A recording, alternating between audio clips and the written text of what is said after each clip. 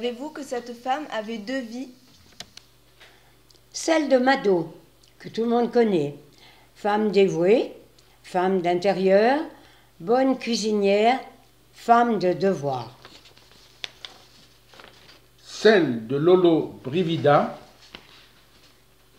la scandaleuse artiste de cabaret qui agrémentait les nuits des noceurs corréziens. Mado Espinas, née Bailly, naquit le 16 juin 1930 à Chantex. Qui ne connaît Chantex? 352 habitants, 10 chevaux, 5 ânes, 25 cochons. Recensement du ministère de l'Intérieur et de la Population, figurant sur le site internet que vous pourrez chacun retrouver.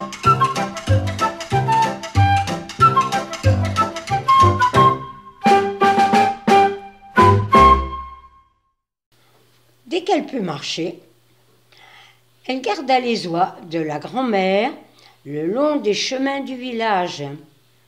Aucune automobile ne passait d'ailleurs à cette époque. À 3 ans, comme beaucoup de Corréziens, elle monta à Paris, non pour construire l'opéra ou l'hôtel de ville, c'était déjà fait, mais pour y vivre. Vivre grassement, bourgeoisement, dans le 16e arrondissement où se regroupaient les modestes familles qui, à cette époque, ne payaient pas encore l'impôt sur la fortune. Russes blancs, princes d'Empire s'y retrouvaient joyeusement. Elle jouait gentiment avec Babar, devenu depuis Édouard Balladur, Premier ministre. Charles-Henri, pianiste mondialement connu. Très pieuse, elle jetait des pétales de rose le jour de la fête Dieu devant la procession, sans parler de sa première communion. Elle cassait sa tirelire pour donner à monsieur le curé des sous pour nourrir les petits Chinois. Pratique qu'elle abandonna d'ailleurs par la suite durant longtemps.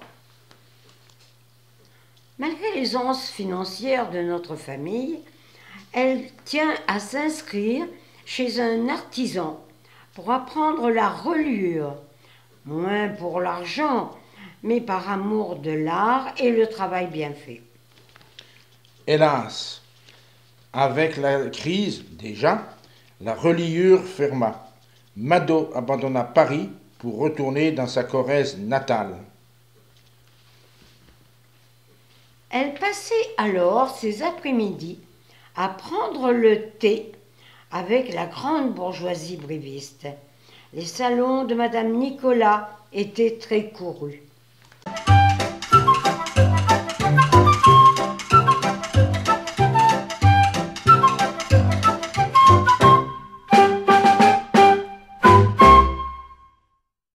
Mariée à 20 ans avec Jeannot, elle habita les Jarriges, haut plateau de Brive, couvert aujourd'hui de résidences bourgeoises.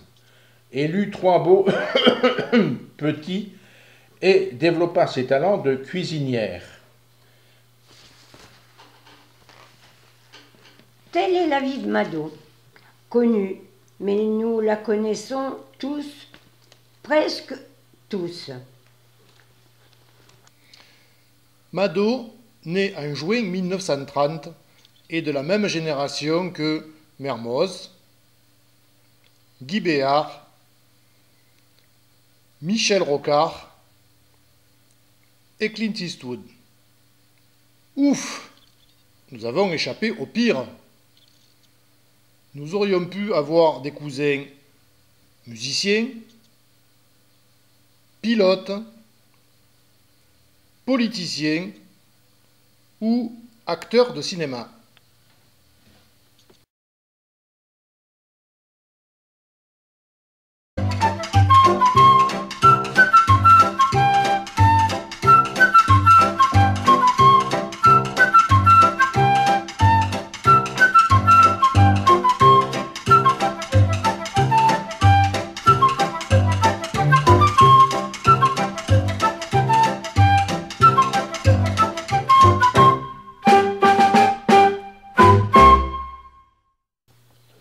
Pourvu d'une ample poitrine, 120 peut-être plus, elle imagina de concurrencer l'actrice italienne très célèbre à l'époque, Lolo Brigida.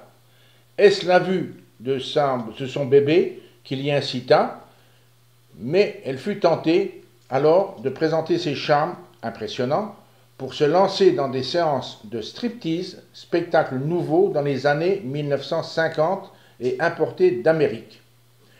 Le succès fut immédiat.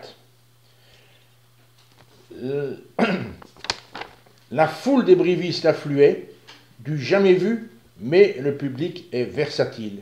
Il se lassa vite, et le nombre des spectateurs tomba, et le reste aussi.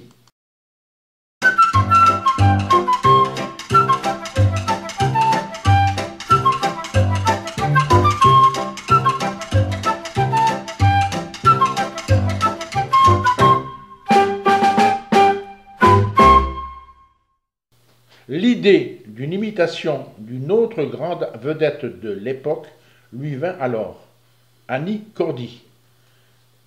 Elle devint alors Madi Bali et elle eut un nouveau succès. Là, on peut applaudir parce que c'est pas pour elle que la gueule même.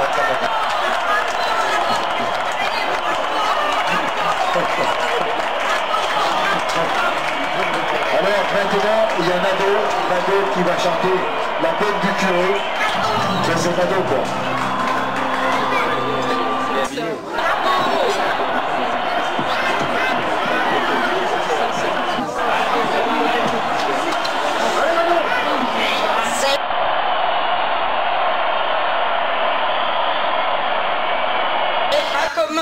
D'être à la mode quand on est bonne du curé. C'est pas facile d'avoir du style quand on est une fille comme moi. Entre la cure et la culture des grenouilles de Bélier. La vie est dure quand on est picolé. Et quand le diable est un bon diable,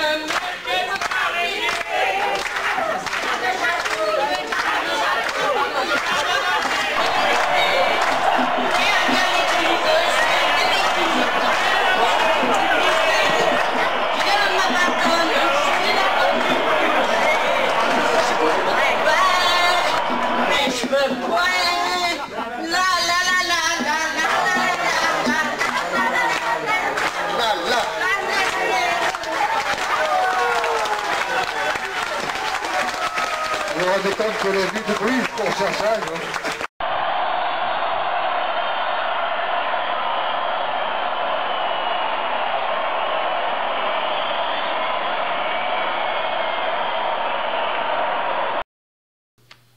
Mais de nouveau, tout se gâta.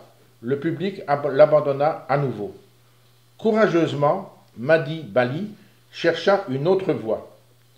Comme le comédien Lucchini, elle récita des fables de La Fontaine, La cigale et la fourmi, adaptées à l'an 2000. Puis, ce fut Mado Mère Noël, avec présentation d'animaux savants. Mais peu l'invitèrent pour ne pas effrayer les tout-petits. La voilà contrainte d'élever différentes bestioles, des cochons, des chiens, des pomarins, des canards, des oies. Mais la mort de son genre préféré, Joseph, la mit dans le désespoir. Elle fut contrainte physiquement et moralement d'arrêter tout ce travail. Notons au passage l'expérience industrielle de transformer des boyaux de chat en élastique pour slip et petites culottes. Cette tentative, sans rapport avec la crise bancaire, échoua. Elle était victime des accusations de l'horrible Brigitte Bardot, qui se dit protectrice des animaux, mais poursuivait en fait des attaques contre Lolo Brigida, dont elle était jalouse à l'époque de son succès.